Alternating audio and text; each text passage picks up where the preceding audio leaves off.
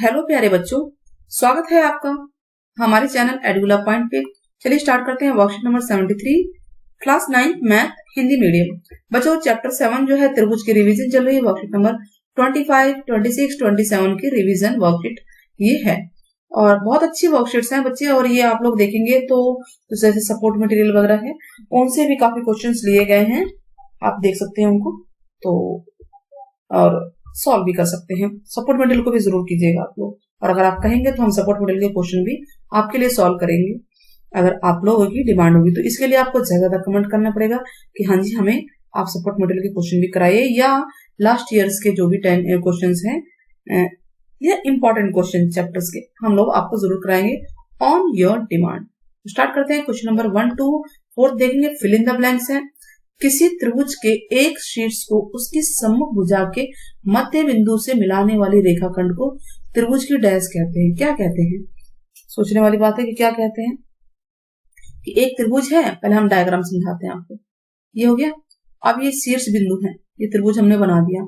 इसके त्रिभुज के शीर्ष से उसकी जो सम्मुख भुजा, सम्मुख मतलब कि सामने की भुजा, इसके मध्य बिंदु को मिलाने वाले रेखाखंड को क्या कहते हैं बताइए।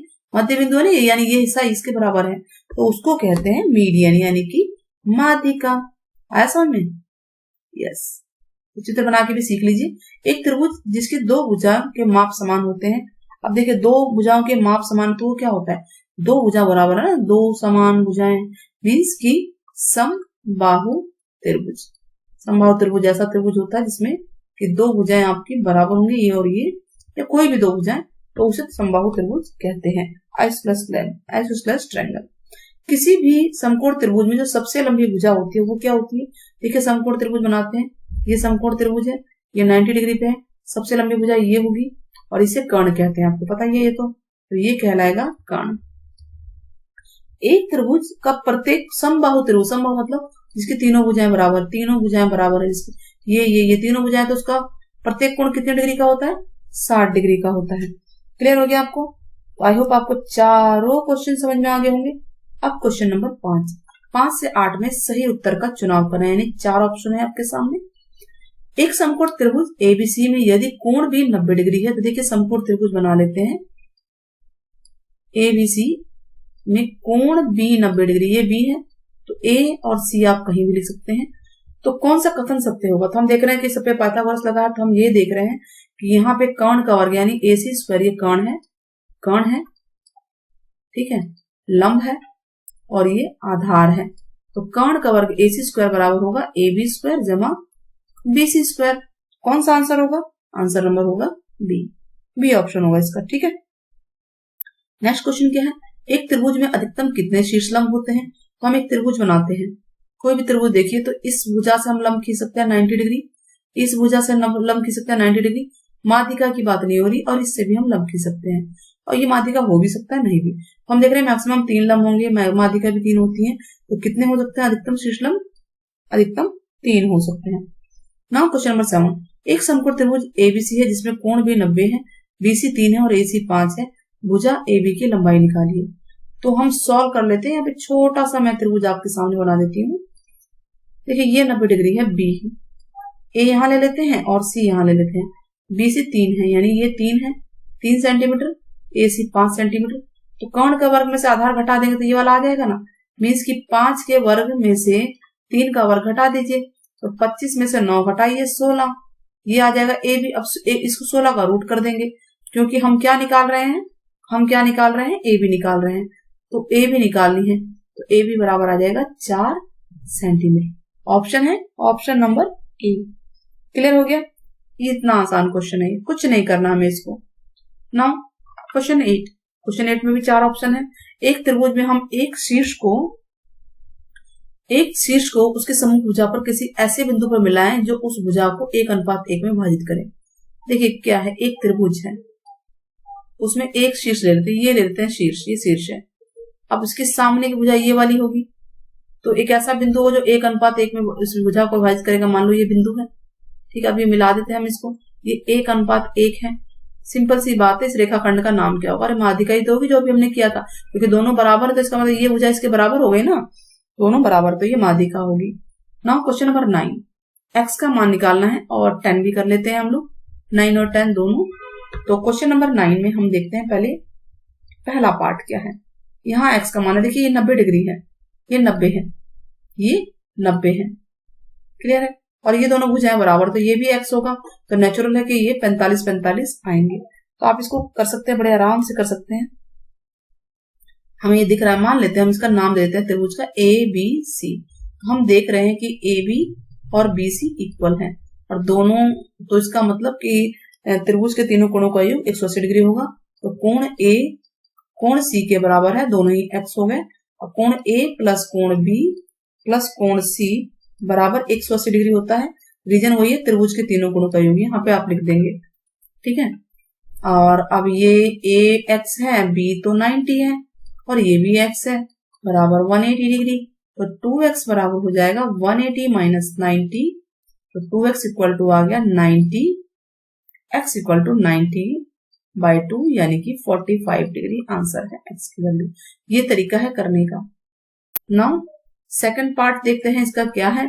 सेकंड पार्ट क्या कहता है कि इसमें भी दो भुजाएं बराबर है, नाम देते हैं A B C। तो हम ये देख रहे हैं कि AB बराबर है AC, तो ये x और 40 दोनों बराबर हो जाएंगे, सम्मुख कोण कहलाएंगे ना, हम इसको सम्मुख कोण कहते हैं। ये रीजन तो हम कई बार बता भी चुके हैं, और आप लोग कर भी सकते हैं। यहां भी सम्मुख कोण ही लिखा जाएगा, सम्मुख कोण, सम्मुख कोण, सम्मुख कोण। तो हो गया, ये तो बहुत ही छोटा आंसर था। सी पार्ट देखिए, x का मान निकालना है, ये 45 है तो दूसरा भी 45 होगा, सेम रीजन होगा, है कि नहीं। तो थर्ड पार्ट भी ऐसा ही होगा, क्योंकि AB बराबर है BC के, तो कोण A बराबर होगा कोण C के, और दोनों ही 45 के होंगे। तो हमें ये पता है कि एंगल A जमा एंगल B जमा एंगल C 180 डिग्री होता है, रीजन त्रिभुज के तीनों कोणों का योग। तो ये B कोण 90 डिग्री, तो बिल्कुल सेम ही तो है जो पहला पार्ट था। तो ये हमारा 45 है, A 45 है, B हमें निकालना ही है, ये 45 है, equal to 180 degree. x equal आ जाएगा 180 माइनस 45 डिग्री यानी कि 90 डिग्री, x की वैल्यू आ गई। क्लियर है ना। फोर्थ पार्ट क्या कहता है, फोर्थ पार्ट कहता है कि अब आपको ये 100 डिग्री देखा, ये x है तो ये भी x होगा, नेचुरल है। सेम वही चीजें A B C, तो आप इसको, मैं इसको यहीं पे ऊपर ही कर देती हूँ फोर्थ पार्ट को। तो अगर ये x है तो ये x है, तो x प्लस 100 180 डिग्री हो जाएगा। तो 2x इक्वल टू 180 माइनस 100, तो 2x equal to 80 degree, x equal to क्या आ जाएगा 80 बाई 2 मीन्स की 40 डिग्री आ गया, x का मान 40 डिग्री आ गया। क्लियर हो गया। तो पहले क्वेश्चन में 45 आ रहा था, दूसरे में 40 है, और तीसरे पार्ट में आपका 90 डिग्री आया, और फोर्थ पार्ट में 40 डिग्री आ गया। अब क्वेश्चन नंबर 10 करते हैं।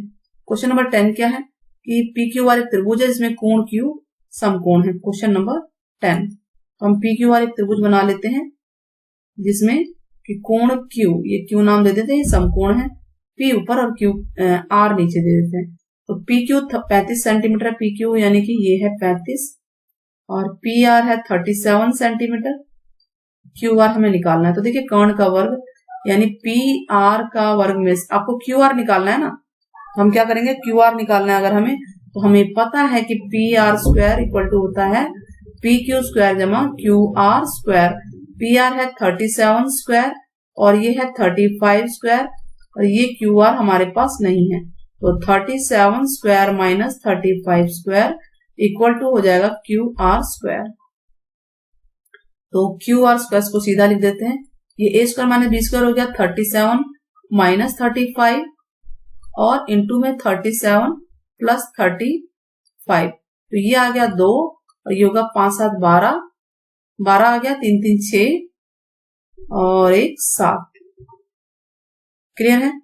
तो कितना आएगा 144 QR स्क्वायर। इजी था ना, सीधा सा ऐसे हमने कर लिया। A plus B minus B simple तरीके से करते हैं। अगर मान लीजिए 37 का 35 का स्क्वायर नहीं कर पा रहे हैं, तो QR बराबर हो जाएगा रूट में 144 यानी कि 12 सेंटीमीटर। इसका मात्रक जरूर लिखिएगा।